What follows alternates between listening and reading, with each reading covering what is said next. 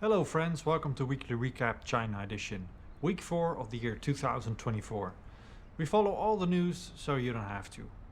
This week's topics are Chinese economic downturn, personal perspective, real estate problems hurt international firms, China goes green to stimulate the economy, China defies sanctions and makes Russia its biggest oil supplier, lending rates unchanged, and BYD becomes China's #1 car brand.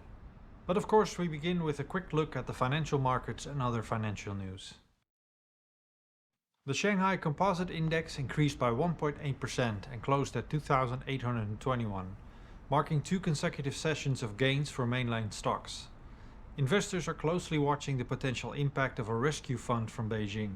Prime Minister Li Qiang chaired a cabinet meeting earlier this week where officials expressed their intention to implement stronger and more effective measures to stabilize market confidence. It is reported that policymakers are planning to use approximately 2 trillion yuan, mainly from offshore accounts of Chinese-owned enterprises, to establish a fund for purchasing mainland shares. Additionally, reports of Jack Ma acquiring Hong Kong-listed Alibaba Group shares have further boosted market sentiment.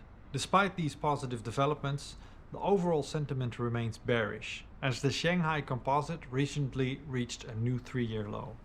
The difference in performance between the Shanghai Composite and the S&P 500 in the US is striking, fueling the idea that many institutional investors are reducing their investments in China only to build them back up in the US. China's 10-year government bond yield remained low at around 2.5%, staying close to the lowest level in over 2 decades. This was in line with the decision by China's central bank to keep key lending rates unchanged.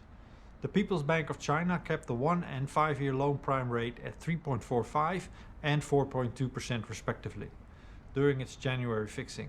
Recent data showed that China's economy grew less than expected in the fourth quarter, raising speculation that aggressive policy measures will be needed to support the economy. Although the depreciation of the yuan has restricted the central bank's ability to adjust monetary policy, analysts expect some form of monetary easing in the coming months. Additionally, the People's Bank of China also maintained its 1-year medium-term lending facility at around 2.5% earlier this month. The Chinese economy grew by 5.2% year-on-year in Q4 of 2023. This is faster than the 4.9% growth in Q3, but slightly lower than the market forecast of 5.3%. Activity data for December showed that industrial production had the highest increase in almost 2 years, while retail sales had the smallest increase in 3 months. The surveyed jobless rate also increased to a 4-month high. For the full year, the economy grew by 5.2%, surpassing the official target of around 5% and showing an improvement from the 3% rise in 2022. This was due to various support measures from Beijing and a low base comparison from the previous year. Excluding the years affected by the pandemic through 2022, the GDP growth in 2023 is the slowest pace of annual rise since 1990. This highlights the impact of a prolonged property crisis, weak consumption, and global turmoil. The GDP growth target for 2024 will be announced by Beijing during an annual parliamentary meeting in early March. Not all is doom and gloom in China, however. China's industrial production increased by 6.8% year-on-year in December 2023, up from a 6.6% growth in the previous month, surpassing market expectations of 6.6%. This marks the largest expansion in industrial output since February 2022, driven by strong performance in mining and manufacturing. Overall, industrial output for the entire year increased by 4.6% compared to the previous year. At Weekly Recap, our main focus is usually the big picture. However, there are times when we need to delve into a more personal level to truly understand what's happening. Despite China's economy growing by 5.2% last year, many citizens perceive it as contracting. Graduates face unemployment, property owners witness declining investments, and workers earn less than before. Zhu Tuan, an economics professor at China-Europe International Business School in Shanghai, acknowledges the prevailing sense of recessions, despite China's significant annual investments in its economy. He suggests implementing more stimulus measures to counteract low confidence, particularly among young job market entrants. The story of Jenny Zhang, a 34-year-old former tech industrial professional, amplifies the diminishing career aspirations in China. After quitting her job for a family emergency, she struggles to find comparable employment and settled for a demanding social media market role, which she quickly leaves. The state of the economy makes her feel powerless against the changing tides. She feels like a grain of sand on the beach. The property sector, once a cornerstone of China's economic activity, now poses a significant threat. Vincent Li's experience as a high-end coffee shop owner in Shanghai highlights the crisis. His business suffers as consumers opt for cheaper options, and his property investments in Hainan Island remain unsold, reflecting the broader trend of declining property values across China. The economic malaise extends beyond domestic policies. Diplomatic tensions with the West, along with US tech restrictions, have repercussions for businesses like David Fincher's consultancy in Shanghai. These pressures lead him to consider relocating overseas, fearing further diplomatic and regulatory uncertainties. In response to the faltering stock market, Chinese fund management companies, under pressure from authorities, start launching equity funds primarily financed with their own money. This move aims to revive the stock market, although doubts persist about its effectiveness. The number of these sponsored funds increases significantly, but the ongoing slide in the stock market raises doubts about the success of these measures. Regulators also target insurance firms, instructing them to maintain a balance in their stock transactions to support the stock market. Additionally, the Chinese government considers mobilizing substantial funds, both offshore and onshore, to stabilize the market through share purchases. Despite these efforts, the lingering property crisis, diminishing consumer sentiment, and volatile policy making continue to exert downward pressure on the economy and financial markets. To counteract investor despondency, mutual funds houses begin imposing restrictions on investments in US stocks, attempting to mitigate potential fallout from a domestic investors' enthusiasm for these foreign assets. Despite these measures, the contrast between the buoyant US stock market and the struggling Chinese benchmark remains stark. China's economy faces various challenges, including domestic policy issues, a downturn in the property sector, international diplomatic tensions, and struggles in the stock markets. Individuals like Jenny Zhang, Vincent Li, and David Fincher embody the broader impact of these challenges, reflecting a nation grappling with transition and uncertainty. If you follow this channel, it can come as no surprise that China's real estate market, an important part of the country's economy, is currently facing significant challenges. Despite various efforts of the Chinese government to stimulate the sector, there are no signs of a quick recovery. In December, the value of property sales dropped by 17% compared to the previous year, which was even worse than a 9% decline in November. Additionally, the sales volume also decreased by 13%. These declines happened despite relaxed measures and ongoing attempts to revive the market. Experts from Nomura, including analysts Zhishu Dong and Riley Jin, are concerned about the fundamental weakness in the sector. Similarly, Tommy Shi from OCBC Bank notes that housing transactions continue to remain at low levels. Beijing and Shanghai have tried to strengthen the market by reducing down payment requirements and increasing lending for affordable housing and urban renovation projects. However, the increased supply combined with a weakening demand contributes to the market struggles. HSBC Global Research analysts highlight a 21% year-on-year decrease in floor space starts, indicating persistent weak demand. The decline in property prices further worsens the situation, with secondary home prices in Tier 1 cities falling by 1.1% in December.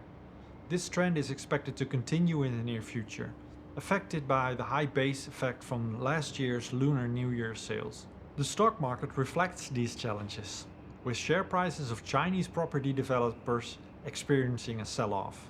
The Hang Seng Mainland Properties Index, which tracks these developers, has declined by 9.5%.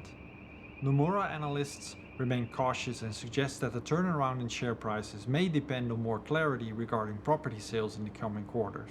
Despite the difficulties, HSBC analysts anticipate that additional monetary policy tools could help transform the housing market. However, the challenge is significant. Property investments in 2023 mirrored the decline of the previous year, indicating a sustained downturn. The continued slump has far-reaching implications for China's broader economic recovery. Moody's Analytics point out that the effectiveness of official measures in revitalizing the property market will be crucial for China's success in 2024. The government has already increased the central bank's pledged supplementary lending and relaxed home purchase restrictions in major cities like Beijing and Shanghai. However, these efforts have yet to significantly improve home buying sentiment. Analysts expect the central bank to reduce the one-year loan prime rate in an attempt to further stimulate the market. Despite these measures, the outlook remains grim, with home prices falling in 70 cities and the resale market weakening. Amidst these conditions, major developers like Country Garden have warned of continued market weakness. Even global investment firms like BlackRock are feeling the impact, as evidenced by their efforts to sell a Shanghai office complex at a 30% discount. This move reflects the sluggish commercial property market in China's largest city.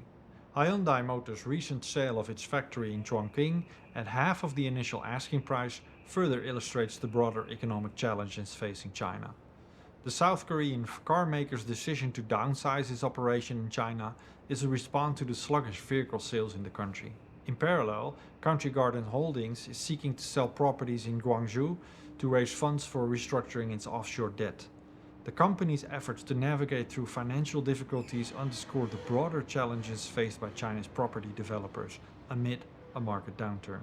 Overall, China's property sector is under significant pressure with a combination of weak demand, oversupply, and cautious investor sentiment. The effectiveness of government measures and broader economic policies in the coming months will be critical in determining the future trajectory of this crucial sector in the Chinese economy. China is currently prioritizing the development of the green industry to revitalize its economy and explore new avenues of growth. The country is making substantial investments in the establishment of factories that manufacture electric vehicles, batteries, and renewable energy equipment, with the aim of achieving dominance in global markets within these emerging sectors. However, there are several challenges to be addressed. These include the heavy reliance on real estate and construction as key drivers of economic growth, as well as potential trade tensions arising from other countries imposing barriers on Chinese products. It is crucial to note that China's foray into high-end manufacturing may result in higher consumer prices and weaker global economic growth due to trade frictions. Defying Western sanctions, Russia has become China's largest oil supplier in 2023, surpassing Saudi Arabia.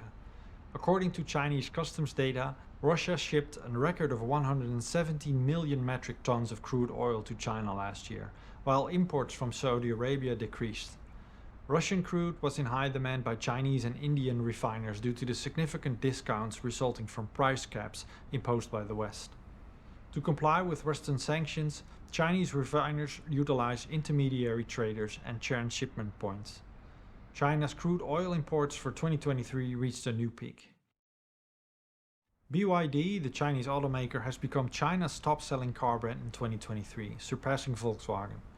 This accomplishment is attributed to BYD's focus on electric vehicles, which are gaining global acceptance. Last year, the company registered 2.4 million new domestic car insurance policies, resulting in an 11% market share. This change in rankings is significant for BYD and other Chinese automakers, considering the projected 25% growth in overall EV and hybrid sales in China for 2024. Furthermore, BYD's worldwide sales have exceeded 3 million, positioning the company among the top 10 global auto sellers for the first time. That's all for this week's episode. We sincerely hope you enjoyed it and found the information helpful. If you have any suggestions or would like to discuss the topics covered, please feel free to leave a comment below. We'll be back next week with a brand new episode. Thank you so much for watching, and we look forward to seeing you next week. Take care and goodbye.